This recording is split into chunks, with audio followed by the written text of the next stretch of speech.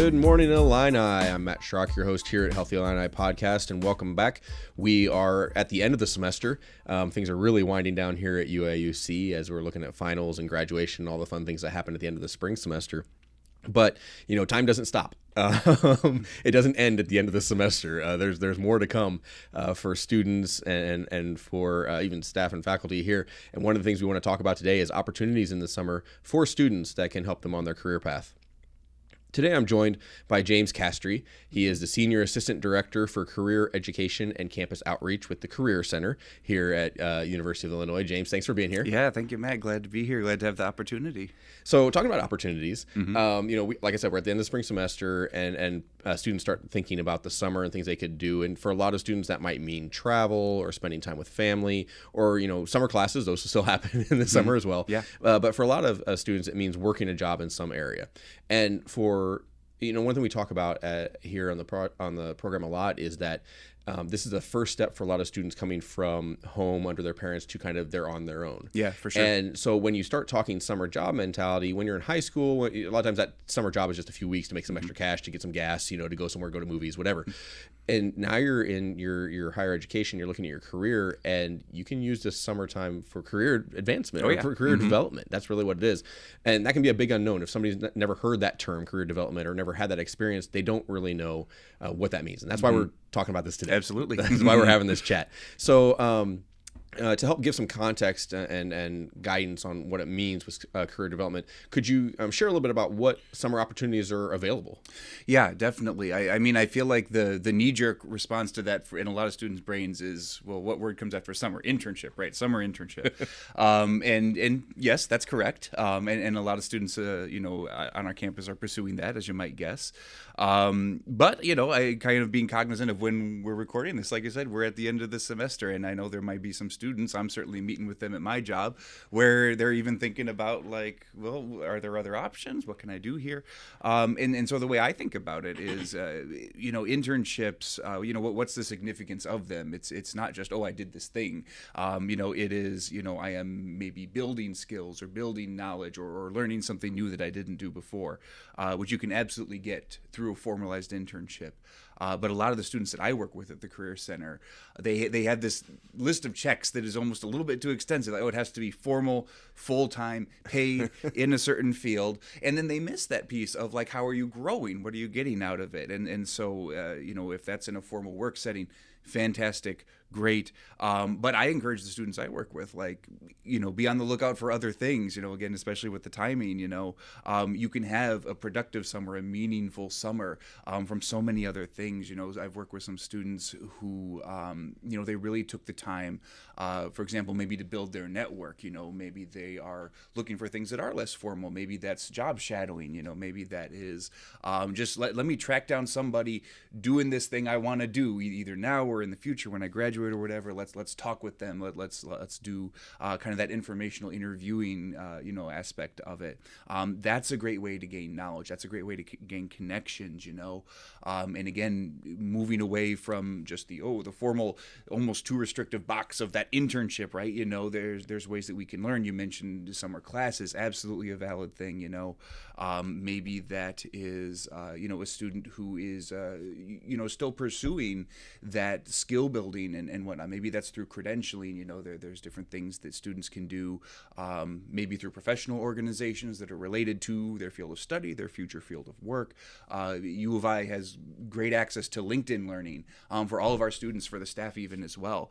And so, there's some potential there.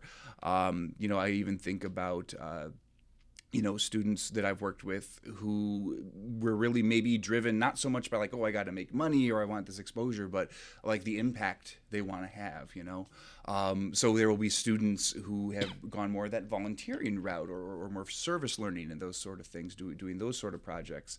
And they've gotten some great experience out of it. The same end result, right? Bigger network, learn something new, whether that's skills, whether that's domain knowledge, whatever it happens to be. And even when we think about that, there's structures in place to help our students with that. I plug a couple resources that I think are great for students to consider. If they're going that volunteering route, for example, We See You, the volunteerism focused office on campus, they have these mini grants that students can get for volunteerism, for service learning. I didn't know this was a thing until recently, and I'm like, this is so cool. You can get a couple $100, to help you with that.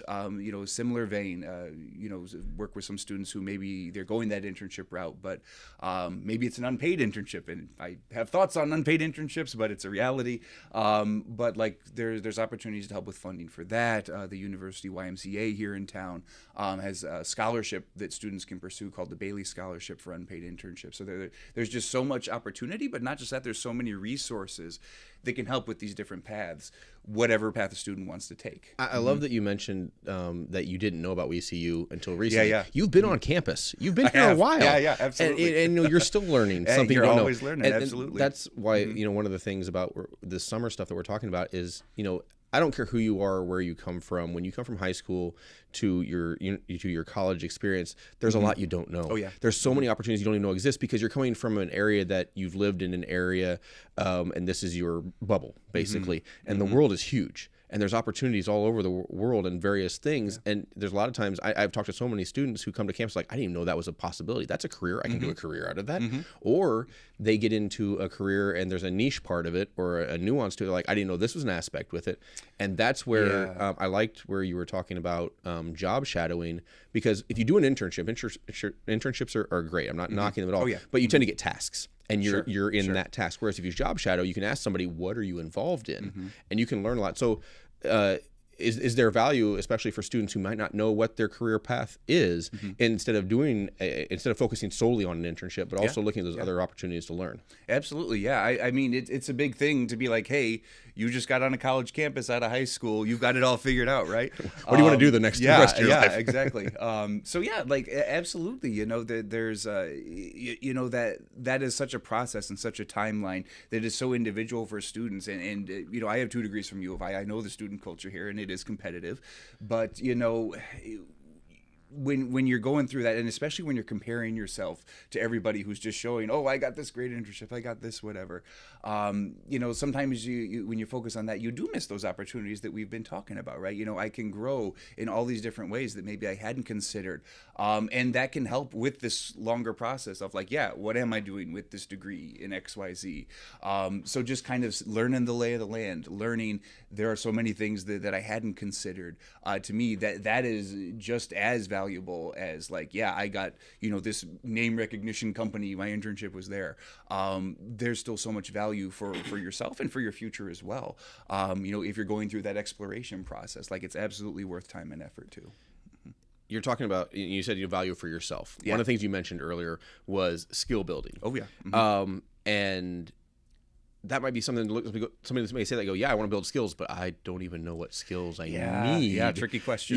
Because they've never been in that position they've never presented themselves or advocated for themselves. They've gone through family or friends or, in high school, a lot of your stuff is set for you. You choose some classes, but you have guidance counselors who kind of tell you what you have to take to graduate, that kind of thing. So now it's kind of a blank slate. So when you're talking about building skills, what kind of skills do you see a lot of students come to the Career Center, or what do you often help out with? Yeah. So I mean, skills can mean a lot of things, right? And again, knowing like the programs and the culture here at U of I, a lot of times we think of like technical skill set, and that's part of it. Like it absolutely is. Great if coding or Excel or Photoshop or whatever is relevant to you, to your field, to the path you want to take.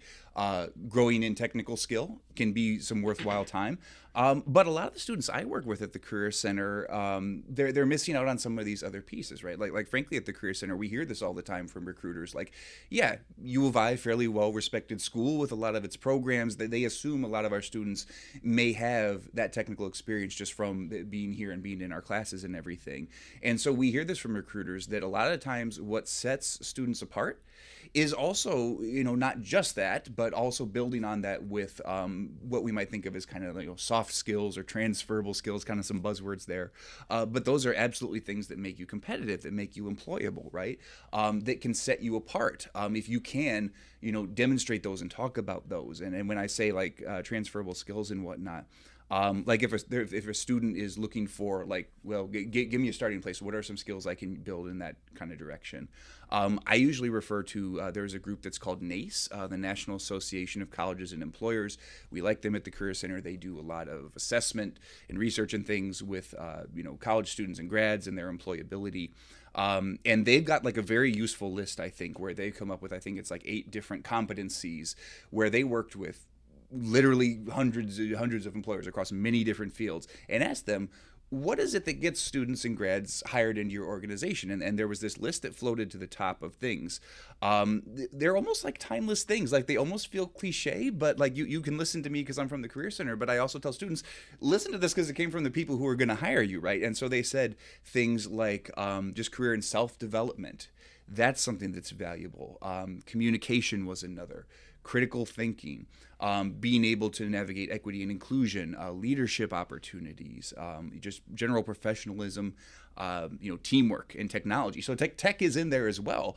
But again, that's not the whole picture. It's important. But if you're building your skills in these other competency areas, again, you take it from the employers as well as the Career Center. These make you competitive. These make you hireable. These help you develop. So I encourage students, be on the lookout for that. Again, any of the things we just talked about, you can do this in an internship. You can do this in these other ways to develop. Those can be some good things to look at, right? So that's a good starting point just in terms of general. I think students can also take a little bit more, kind of agency, like, hey, I know I want to do this thing. Great. I tell students like go out onto the job boards, find positions like, yes, this is my dream. I want to do this, when I graduate or X number of years out or whatever. What skills are they listing in those job applications, right? Because then I can be thinking ahead of like, maybe it is like, again, this particular technical skill set. Maybe it is something that we haven't mentioned. Take it from, kind of that preemptive perspective of, yeah, I'm thinking ahead. I'm not applying to these right now. Maybe this is a position where they need 5 years of experience. But once I've got that 5, I'm going to be ready to go, because I've already built this within myself, So that's an approach students can also think about, just like, where do I feel like my gaps are? Like there is value in self-reflection and self-assessment as well, right? So if I know, like, yeah, I'm seeing maybe I've been doing these internship interviews or doing whatever, and I'm seeing like this is a growth area from those interactions that I've had. Great, as the cliche says, no time like the present, once you've identified that. Maybe that tells you what you need to grow in and what opportunities will help you do that. So there's many different ways students can look at it. But yeah, absolutely that skill piece is important because, I even think about, once you've done whatever experience that is. Well, the next step is really you need to be able to promote that. You need to be able to talk about that, in that next interview, that next time you update your resume or whatever. And a lot of students, like if we think about resumes, cover letters, those sort of things, they will focus on, I think you actually used this word earlier, like kind of tasks, right? But then they miss out on these other things that we can, promote about ourselves, whether it is that skill-based approach, whether it is showing the results, the outcomes. I didn't just do this thing, I did it and it helped these other people out, or I did this and I did it, just so quickly, and that's so impressive, right? So that's kind of my next train of thought is like, okay, like how do we talk about this? Sometimes it is, again, moving away from just here's the task I did, but here's how I did it, the skills I used, the outcomes, all those things we've been talking about. And we all know the stories. If you go from like a product based, like selling stuff, we all know the stories of great products that had bad marketing that just didn't go off the ground because they didn't know how to market themselves. And really, as employees, we're marketing ourselves it's very too. similar. So, it absolutely is. So then somebody's listening to this, and if somebody's listening and they're going, man, this is kind of daunting. Let me say this: I'm 45 years old. I've been working a long time, and still, whenever I look to change a position, whatever, I still think, oh, how do I present myself? It's never fully easy. Absolutely. There's always a little bit of doubt. So that's totally okay. So let's go where the rubber meets the road on this. Let's say somebody comes to you and they're like, okay, I need to present myself. I have no idea how. I don't know how to make a resume. I don't know what interview, So what resources, what services do the counseling, the Career Center specifically provide? How do you help students with those steps? Yeah, when I think of the Career Center, I like to think that really any step of the process, there's probably something we can help with, right? So we've been talking a lot about this experiential, getting job experience and everything.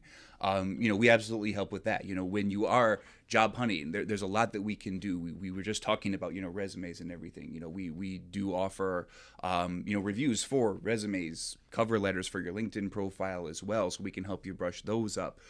We can help just with the search process too, right? If it's just like, hey, I want to sit down with a career coach. We've got fantastic, coaches in our office. Just give me that more individualized help. Like, walk me through the process. Help me, just like you said, a second ago, Matt. Maybe it is newer for students. That's absolutely okay. We're here to help you through that. That's literally what we're getting paid for. Make us work for our money a little bit. And so, if it's, I just want to sit down with a career coach. I just want to strategize. Am I looking for the right things? Am I finding them in the right places? We can help with that too.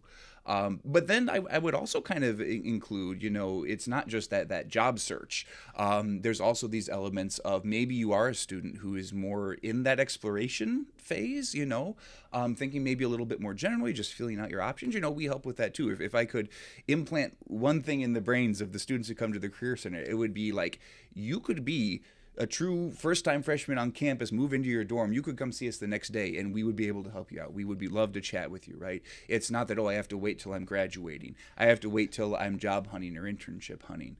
We do serve all majors on campus, all grade levels. You could be, a freshman, a senior, a PhD, anywhere in the middle. We can coach you through that exploration process too, whether that is, hey, I want to do this thing. I just don't know how to get there, or this is my starting point. What comes next? Or I just need to know my options. Or I even am exploring more internally. Like, I need help identifying how do my values, my motivators, my interests and skills, play out in this process. We absolutely help with that as well. Through, again, we talked about career coaching. We do like interest inventories and things. So there's a lot of resources. Again, to me, it's like whatever step you're at, probably a reason you could come see us, and we'll give it our best shot to help you out. So if that's exploration, if that's I am going through this job application process, if that's I just got this great offer, I need help negotiating the salary. Even up to that point, come see us. Great, I'm an alum, fantastic. Students do maintain access to our services for a year after they graduate. So again,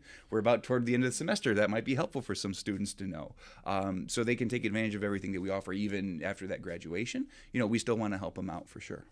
And so if somebody's listening and they want to get involved with the Career Center, want to contact you, how do they get a hold of you? Where do they find you? Yeah. So you can do that a few ways. I usually tell students, like, the website has everything that you need to know, or at least can plug you into the people who can help you with that, right? So it's just careercenter.illinois.edu. Is the website. Nothing too surprising there. If you want to come see us in person, absolutely do that. We are open for the summer, by the way. We still do coaching and all the stuff that we've been talking about over summer. So we're located at 715 South Wright Street. So that is corner of Green and Wright. Usually when I'm describing our location to students, I'll say a couple things. I'll either say, if you can find the alma mater, you can find us. Literally just follow the left arm. It's pointing across the street at our building. We're in the same building as Financial Aid. I also tend to think in terms of my stomach, especially on Green Street. So if you like Coco Mero, the frozen yogurt there, we're next door to that. Or if you like those Fernando's tacos from the truck, he usually parks out in front of our office. I'm grateful for that every day. But yeah, so that's where we are located. And again, we're here. We don't shut down for the summer. We do kind of slow down a little bit, but students can still meet with us in person, virtually. They can still do these reviews, these coaching appointments and things. So we're around and we're ready to help for sure. I love that you're talking about when you're talking about the coaching and things like that, that it's very evident in the way you're speaking that it's an individualistic approach. Absolutely. That you will meet them where they are and then find out where they want to go. Because that's something that we really stress here, is that everybody is on an individual journey, and no two journeys are the exact same. I don't care if you lived in the same dorm, same apartment, same major, same classes. You still have individual journeys. Yeah, it absolutely is. I mean, like, my motivators are going to be different. My goals are going to be different. That's such a personal thing. 100% agree. And so, there's always aspects that people don't know what to do, or they have questions. This is a great way to go. Now, if somebody does have those questions, do they have to make an appointment, or can they just walk in? Yeah, so it's a little bit of both, right? So we do have coaching by appointment. That is a pre-scheduled 30-minute one-on-one sit-down with a coach. We do have drop-in advising available as well. For summer specifically, that does pause. So we will have drop-in document reviews continuing into summer. So those resumes, cover letters, LinkedIn. But if you're listening to this and it's not summer, drop-ins during the school year, you can come by just for like, if it's a quicker question or, hey, I'm popping by in between classes, just kind of a quicker like 10, 15 minute, you can do drop-in coaching, drop-in document reviews.